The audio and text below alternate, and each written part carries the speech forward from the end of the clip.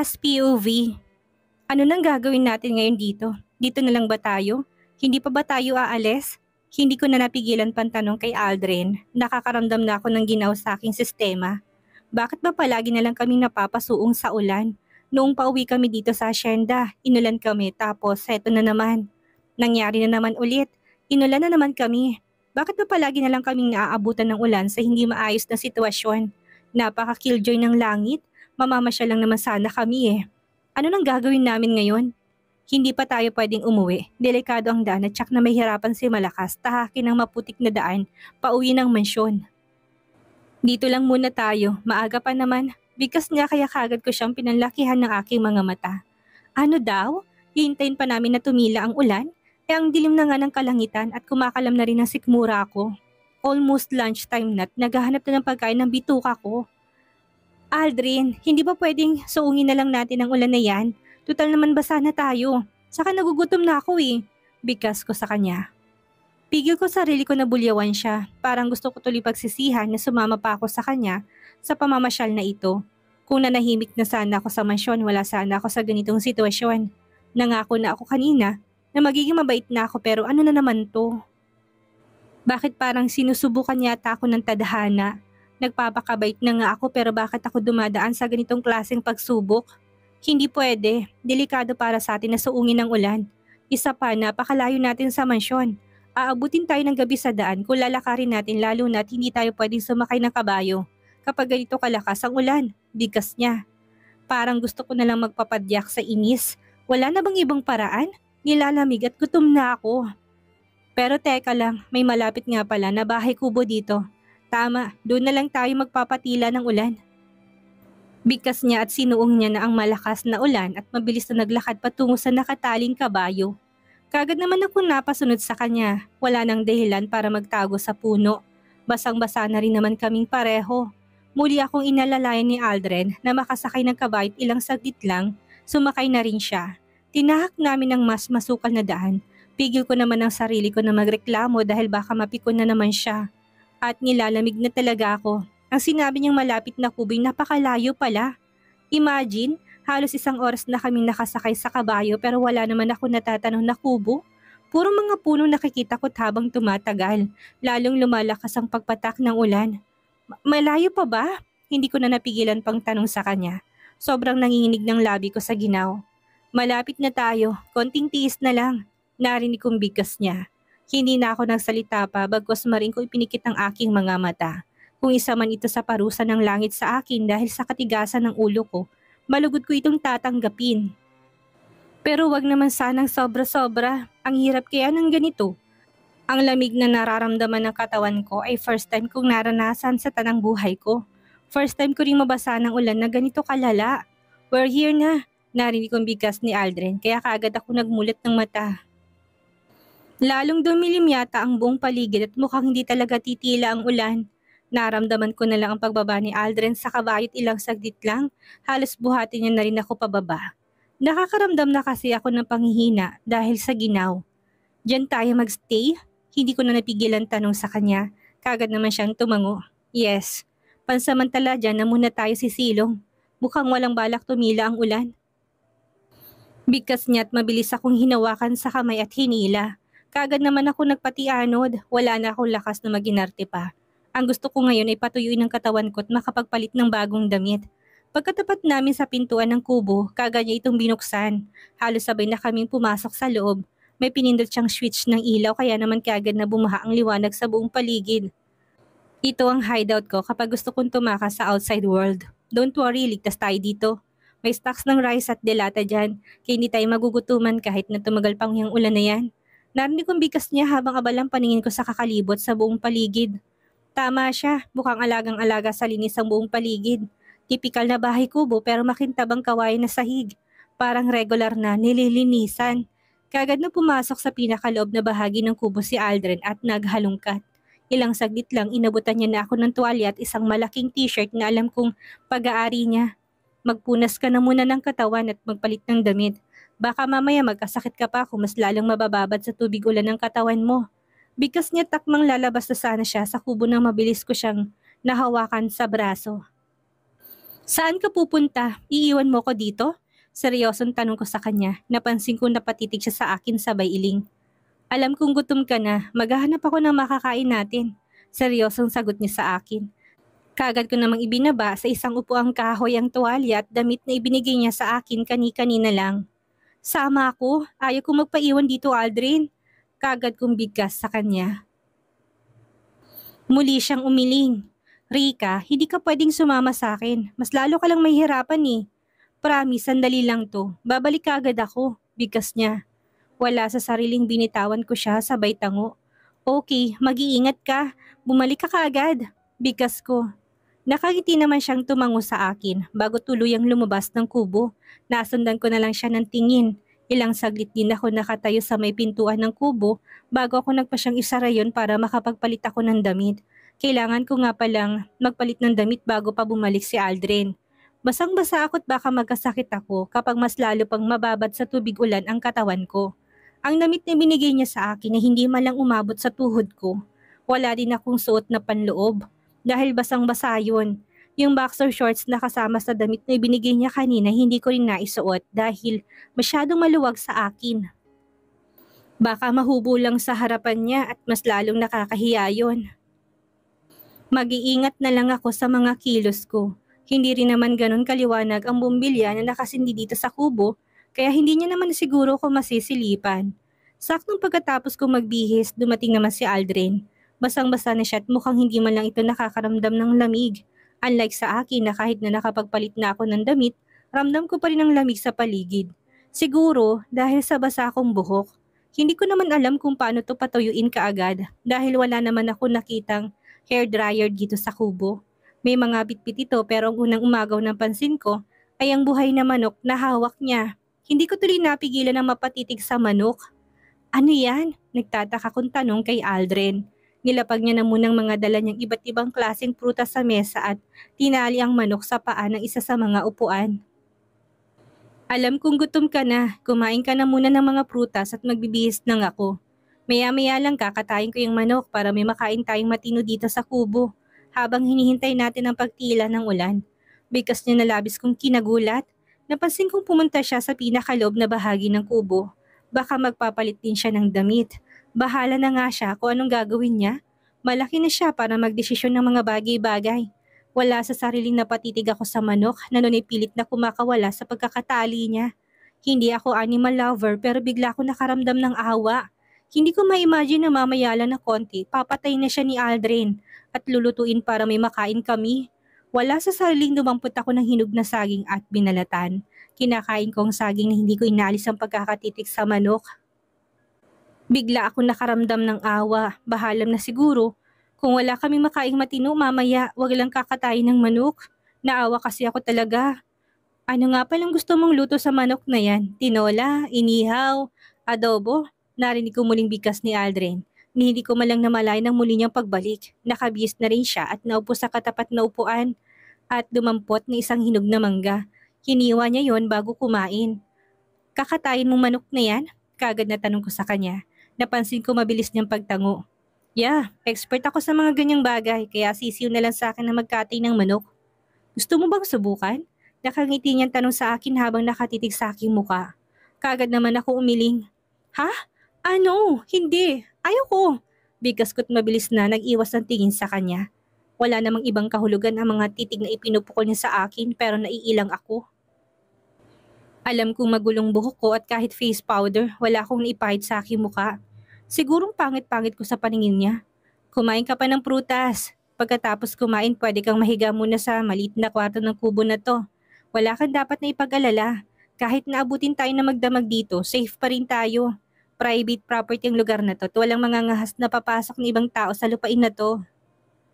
Nakangiti niyang bigkas. Kagad naman ako napatango. Hindi naman ako nag-aalala tungkol sa bagay na yon. Alam kong safe naman talaga ako sa lugar na ito, lalong na at kasama ko siya. Aminado ako na simula noon na nakilala ko siya, marami na nagbago sa akin. Aldrin, liban sa manok na yan, may iba pa bang pwedeng maging pagkain dito sa kubo mo?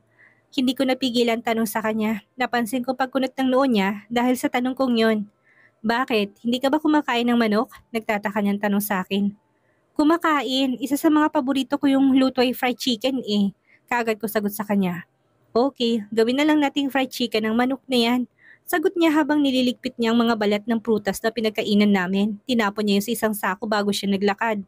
Patungo sa maliit na kusina ng kubo. Nasundan ko na lang siya ng tingin at ganun na lang ang panlalaki ng mga mata ko. Nang pagbalik niya may dala na siyang isang maliit na kutsilyo at isang bowl. Teka, anong gagawin mo? Kagad na tanong ko sa kanya. Matamis niya akong initian at paskwat na naupo para kunin na nakataling manok. Kagad na lalaki ang mga mata ko sa pagkabahala nang ma-realize ko kung anong gagawin niya. Aldrin, pwede bang wag na lang siya? Kagad kong bigkas sabay tayo at dampot ang kutsilyong nilapag niya sa upuan. Tinago ko pa yung sa aking likod na labis niyang pinagtaka. What do you mean? Akala ko ba gusto mo ng fried chicken? Kagad na tanong niya sa akin. Kahit nasa lubong ng kilay niya, super gwapo niya pa rin. Oo, gusto ko ng fried chicken kaya lang naawa ko sa manok eh. Katulad natin may buhay din sila kaya pwede bang wag na lang? Arbor ko na lang siya sa'yo, please. Nakikiusap kong bigkas. Kidding? Joke ba yan? Naawa ka sa manok? Amused na tanong niya sa akin. Kagad naman ako napasimangot. Anong akala niya sa akin? Nagbibiro lang? Seryoso ako no? Basta hindi ako papayag na saktan yung manok na yan. Kahit hindi ako makakain ng fried chicken, ayos lang. Dahil hindi ako pumayag sa katayan na mangyayari, wala kaming kibuan ni Aldrin habang kumakain. Unang beses kong kumain ng sardinas at kanin at masarap naman pala. Mas masarap ito kumpara sa habang buhay ako makokonsensya dahil hindi ko siya pinigilang patayin ng isang walang kalaban-laban na manok. Yun nga lang, mukhang masama ang loob ni Aldrin sa naging desisyon ko. Wala kasi siyang kaimik-imik habang kumakain kami. Pinilit ko na lang na ignorahin yon dahil natatakot ako na baka iiwan or palayasin niya ako dito sa kubo. Ang lakas pa rin ng ulan sa labas. Pagkatapos naming kumain, siya na rin ang nagligpit ng mga pinagkainan namin. Ang ginawa ko, pumasok ako sa loob ng maliit na kwarto at naupo sa maliit na papag. Alanganin kung magkasya bang dalawang tao dito. May manipis na foam at makapal na kumot kaya alam kong magiging komportable naman ako sa papag na ito buong magdamag. Problema na ni Aldrin kung saan siya matutulog. Mukhang wala talagang balak na tumila ang ulan. Nilalamig ako kaya kaagad kong binalot ang katawan ko sa isang medyo makapal na blanket. 6:00 pa lang ng gabi pero sobrang dilim na ng buong paligid. Mukhang walang balak tumila ang ulan kaya walang choice kundi ang magstay sa kubo na ito magdamag. Kahit basa pang buhok ko, nagpa siya ako mahiga na. Kusa matutuyo lang siguro tong buhok ko. Medyo mabigat kasi ang pakiramdam ko at parang gusto ko matulog. Siguro dahil sa pagod na rin. Kung tutuusin, halos 2 buwan akong walang matinong pahinga. Ako ang nag-asikaso sa kasal ng pinsan ko si Lucia at Corton. Pumapasok din ako sa school noong time na yon. Sa kagustuhan kong may pasa ko ng mga niiwan kong subjects para sana makagraduate na ako kaya lang palpak na naman. Bigla ako naikasal kay Aldrin kaya ang ending totally stop na ako sa pag-aaral. Sa angka namin ako lang siguro hindi magiging professional. Bakit ba kasi napakapurol ng utak ko pagdating sa pag-aaral? Matalino naman sana si Daddy, ganun din daw si Mommy. Hindi ko tuloy malaman kung kanino ba ako nagmana. Sa isiping iyon, marin kong naipikit ang aking mga mata. Parang gusto ko na naman tuloy maiyak. Gusto ko rin naman sanang maipagmalaki ako nila Mommy at Daddy. Kaya lang mukhang hindi na mangyayari yon. Bigla na lang kasi ako nag-asawa eh. Hindi ko na namalayan pa ang pag-usad ng oras. Hindi ko na nga namalayan na nakatulog na pala ako at nagising na lang ako sa isang malakas na bagay na humampas sa bubungan ng kubo. Aldrin! Mahinang tawag ko sa pangalan ni Aldrin. Sobrang dilim na ng paligid at lalong dumoble ang lamig na nararamdaman ko. Parang hindi sapat ang blanket na gamit ko para maibsan ang panginginig ng katawan ko. Dahil sa lamig na nararamdaman. Anong oras na ba? Sinipat kong suot kong relo at napansin kong halos 11:00 na pala ng gabi. Dahan-dahan akong bumangon at muling napahiga nang maramdaman ko na parang umiikot ang buong paligid. Aldrin, nandiyan ka ba? Help! Mahinang bigkas ko. Gustuhin ko man lakasan ng boses ko pero parang wala akong lakas. Masakit ang lalamunan ko at para akong tatrangkasuhin. Rika, what is it? Tinatawag mo ba ako? Matulog ka na muna. Solar light lang ang gamit natin at ubos ng battery kaya huwag ka nang magtaka kung madilim ang buong paligid. Narinig kong bigkas ni Aldrin. Hindi ko alam kung saan siya banda pumwesto pero feeling ko malapit lang siya sa akin. Nilalamig ako. Mahinang bigkas ko. Alam kong kahit boses ko malat na din. Tumagilid ako ng higat bumaluktot. Umaasa na sana maibsan man lang kahit na konting lamig na nararamdaman ng katawan ko. Wala bang extra kumot, Aldrin? Nilalamig ako. Papahinging kumot. Bigkas ko. Kagad ko namang narinig na mahinang yabag palapit sa akin. May suminding malamlam na liwanag kaya kagad ako napapikit kasabay ng paghatching ko. What happened to you? Nagtatakang tanong niya sa akin. Muli ko minulat ang aking mga mata. Kasabay ng paglabas ng luha sa gilid ng aking mga mata. Mula sa malamlam na liwanag, mula sa sinindihan niyang gasera, napansin ko nakakunot ang noo niya. Kasabay ng pagdampi ng palad niya sa noo ko. Shit, Rika, nilalagnat ka. Ang init mo. Bigkas niya. Baka sa boses niya ang matinding pag-aalala habang sinasabi ang katagang yun. Saglit siyang umalis at pagbalik niya ay may dala na pala siyang isang blanket at kinumot sa akin. Umayos ka ng higa. Narinig kong bigkas niya at pilit niya akong pinatihaya. Nagpaubaya na lang ako lalo na't wala na rin akong lakas na mga tuwiran sa kanya. Bakit hindi mo kaagad sinabi sa akin na masama palang pakiramdam mo? Sandali, magluluto lang ako ng kahit noodles lang para malagyan ng laman ng sikmura mo. Kailangan mo makainom ng gamot. Bigkas niya tak mga alis na sana siya pero mabilis ko siyang nahawakan sa laylayan ng kanyang t-shirt. Wag mo kong iiwan please. Nakikiusap kong bigkas. Napansin ko na tigilan siya habang nakatitig sa aking mukha. Aldrin's POV. Kung hindi lang sabili nila lolo at lola kanina, wala talaga akong balak na ipasyal itong si Rika dito sa Hacienda Montenegro. Dahil sa pagiging lasinggera nito, nagkaroon patuloy ako ng instant wife at hindi basta-bastang asawa. Napakasungit na asawa. Akala niya siguro nakalimutan ko ng ginawa niyang pagsipa sa akin noong nasa police station kami. Muntik nang mabasag ang kaligayahan ko dahil doon. Kaya nangako ko noon sa sarili ko na hindi na talaga ako lalapit pa sa kanya. Ekis na siya sa buhay ko at hindi ko naman nakalain na muling magkukrus ang landas naming dalawa noong kasal ng half-brother kong si Corton. Si Rika ang bridesmaid at aminado akong gandang-ganda ako sa kanya. Para siyang anghel sa paningin ko noong mga sandaling iyon. Ngingiti or sisimangot siya, walang pinagkaiba. Parang nakaglo ang paningin ko at sa kanya lang ako nakatitig palagi. Mula simbahan hanggang sa hotel kung saan gaganapin ang reception party. Yun nga lang, una kong napansin kay Rika ay hindi siya mahilig makihalubilo sa iba. Tanging ang bride na si Lucia lang ang palagi niyang kinakausap. Mukhang magkasundo naman ng dalawa kaya lang tuwing nawawalay siya sa tabi ni Lucia. Wala namang ibang ginawa itong si Rika kundi ang lumaklak ng alak. Gustong-gusto ko na sana siyang lapitan noon para tanungin ko anong problema niya. Kaya lang bigla akong naalalang ginawa niyang pagsipa sa akin eh. Nakatakong pa naman siya nung mga panahon na yon at natatakot akong baka masipa niya ulit ako na siya maging dahilan. Baka mabasag pang bayag ko. Yes, yun nga ang inaalala ko. Sana hinayaan ko na lang siya na lumaklak ng alak. Kaya lang, nung napansin ko na hindi niya nakayang sarili niya, hindi ko na napigilan pa ang sarili ko na lapitan siya para alalayan. Kaya lang sinukahan niya naman ako. Walang choice kundi ang ihatid siya sa kanyang hotel room and the rest of the history. Nagising kaming parehong nasa pintuan na pala ng kwartong mga magulang niya. Siyempre, naintindihan ko naman na bilang magulang hindi talaga nila kayang makita na maagrabyadong anak nila. Naikasal tuloy kami ng dalawa ni Rika sa judge nang wala sa oras. Kaya nga heto, sinunod ko lang naman ang utos nila lolo at lola na ipasyal itong si Rika para daw hindi maboard. Pero inabutan naman kami ng ulan, may sabalat talaga ng babaeng tuwi. Sa tuwing kasama ko siya, palagi na lang umuulan. Tinapos ko lang ang paghuhugas sa mga pinggan na ginamit namin kanina sa pagkain bago ako nagpasyang pumasok na sa pinakaloob ng kubo. Gabi na at mukhang walang balak na tumila ang ulan. Wala talaga akong balak na makasama na matagal itong si Rika. Feeling ko kasi puro na lang kamalasan ang nangyayari kapag magkasama kami. Katulad na lang kanina, wala naman sana ako ibang gusto kung hindi ang humigop ng mainit na sabaw ng tinolang manok. Kaya lang bigla niyang hinarangan dahil naawa daw siya sa manok. What the heck? Naawa siya sa manok pero hindi siya naawa sa akin na wala pang matinong kain buong araw. Kapilang ang laman ng sikmura ko mula kaninang umaga at gusto ko sanang kumain ng masarap na pagkain. Dahil wala naman kami sa mansyon kaya nagpasya akong manghuli ng kahit ni isang manok sa gitna ng malakas na ulan. Lahat ng effort ko nasayang lang dahil hindi naman pumayag tong si Rika na katayin kong manok. Ang ending, sardinas ang ulam namin. Babawi na lang siguro ako ng kain kapag uwi ng mansyon. Dahan-dahan ako naglakad patungo sa pinakakwarto ng kubo para kumuha ng kumot na pwede kong isapin sa papag.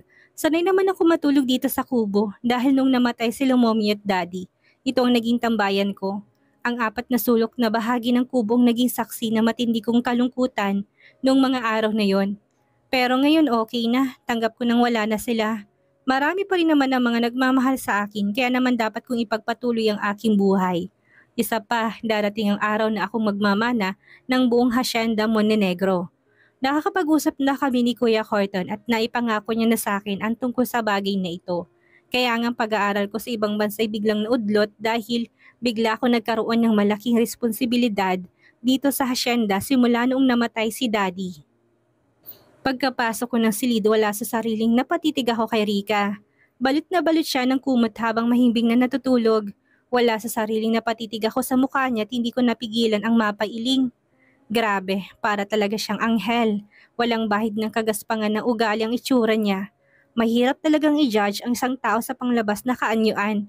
Hindi ko pa nga napigilan ang mapangiti nang dumapong paningin ko sa mamula-mula niyang labi. Ang labing hindi ko alam kung matitikman ko ulit. Kung hindi niya lang sana ako sinukahan noong nasa kama na kaming dalawa. Sa loob ng kwarto ng hotel room niya, baka naangkin ko na siya eh. Sa isiping yon, hindi ko napigilan na makaramdam ng pag-iinit ng katawan. Lalaki ako at may mga pangangailangan din ako. Pero kung kay Rika na rin lang, wag na lang, baka sa susunod na masipa niya ako. Pagkabasag na itlog kong abutin ko sa kanya. Marahan akong huminga ng malalim para maibsan ng kahit na konti ang kakaibang damdamin na kaagad na lumukob sa buo kong pagkatao. Kumuha ako ng kumot at dinampot ko isang una na nasa maliit na kawayang cabinet at mabilis na naglakad palabas ng kwarto. Natatakot akong baka hindi ako makapagpigil at makagawa pa ako ng kasalanan. Kaagad ko nilatag ang kumot sa kawayang sahig ng kubo at nahiga na rin. Hindi naman ako nahirapan at nakatulog din naman kaagad ako. Yun nga lang, nasa kasarapan pa ako ng pagtulog na marinig kong mahinang pag-ungol ni Rika. Nung una hindi ko pinansin pero nung sumigaw na siya ng help, mabilis akong napabangon. Bigla akong nakaramdam ng pag-aalala sa isiping baka takot siya sa dilim. Sobrang dilim na kasi ng buong paligid at mukhang ubos ng karga ng solar namin. Mabilis akong tumayo at hinagilap ang lampara at sinindihan. Mabilis na nilapitan si Rika at ganun na lang pagkagulat ko nang mapansin ko nanginginig na siya. Balot ng kumot ang kanyang katawan kaya wala sa sariling dinamako ang kanyang noot biglang ragasan ng pag-alala sa buo kong sistema nang maramdaman ko kung gaano siya kainit. Ano kayang gagawin ni Aldrin ngayong inaapoy ng lagnat si Rika? Ano ang gagawin ni Rika kapag nalaman niyang nakatabi niya ang asawa? Yan ang ating aalamin sa susunod nating kabanata.